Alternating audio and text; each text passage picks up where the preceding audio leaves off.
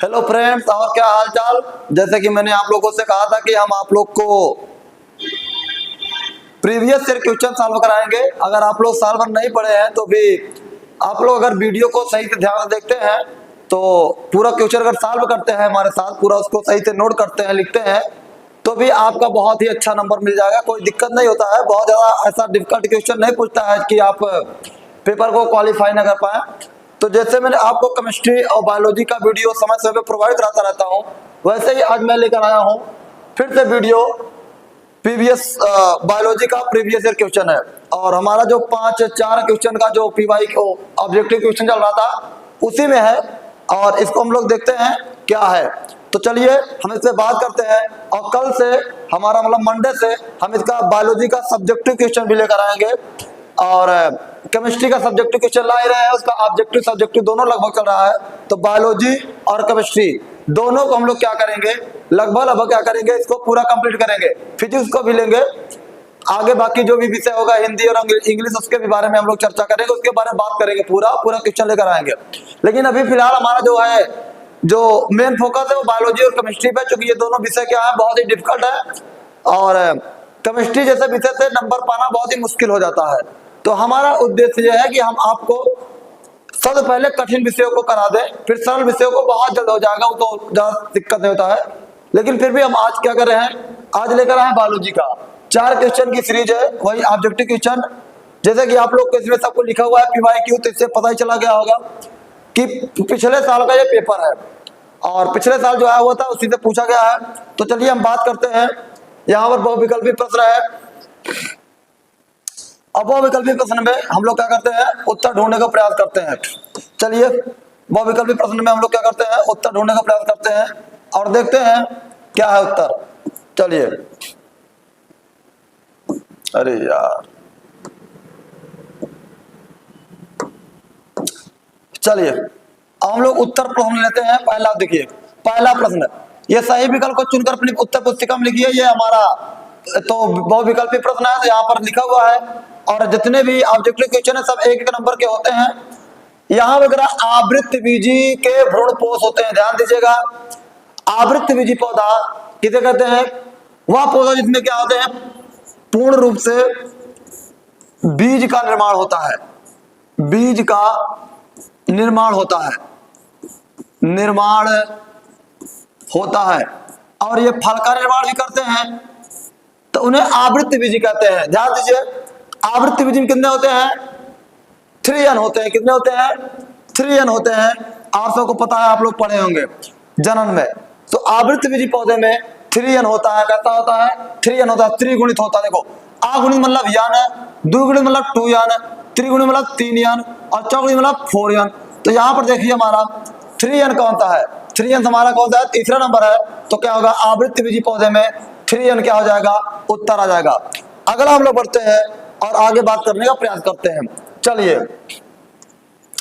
आगे हमारा सवाल है कि ये बताइए मेंडल का नियम, मेंडल का नियम पूछा। देखो यहां पर कह रहा है कि मेंडल के एकल संकर क्रॉस ने मटर के लंबे और बौने पौधे का फिनोटाइप अनुपात, ध्यान दीजिए, यहां पर एक होता है जीनोटाइप, एक क्या होता है, एक होता है जीनोटाइप और दूसरा क्या होता है, दूसरा होता है फिनोटाइप। क्या होता है, दूसरा होता है फिनोटाइप।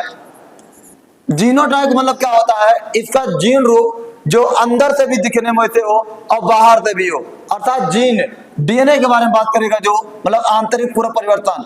अब फिनोटाइप मतलब क्या हो, जो देखने में समान हो लेकिन अंदर से क्या हो, कुछ न कुछ अलग हो। ध्यान दीजिए, इसका जीनोटाइप होता है एकल संकरण में 1:2:1 मतलब 1:2:1 किसका, एकल संकरण का। आप लोग याद कर लीजिए, एकल संकरण क्रॉस का जीनोटाइप क्या होता है, 1:2:1। क्या होता है इसका, इसका होता है जीनोटाइप होता है।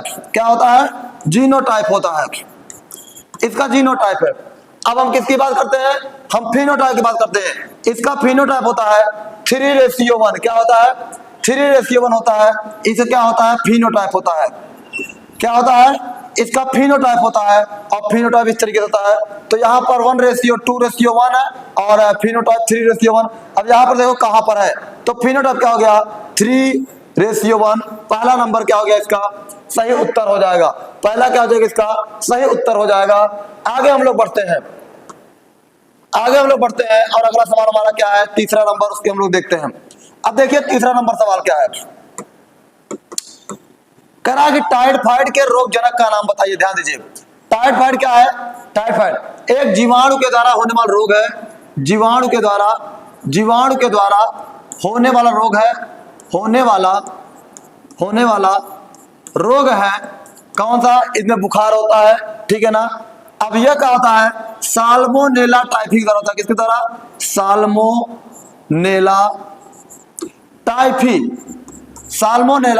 टाइफी नामक जीवाणु के द्वारा होता है। देखो इसमें क्या लिखा है एस्केरिस, नहीं एस्केरियोसिस हो जाएगा, प्लाज्मोडियम गलत, मलेरिया हो जाएगा, साल्मोनेला से सॉरी यहां से फिर से लेते हैं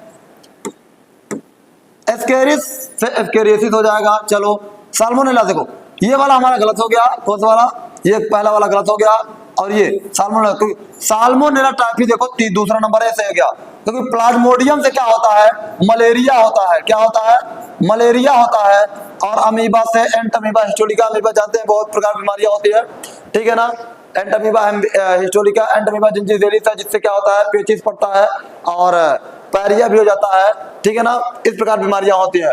तो यहाँ पर क्या हो गया टाइफाइड से क्या हो गया रोगजनक क्या हो गया साल्मोनेला टाइफी।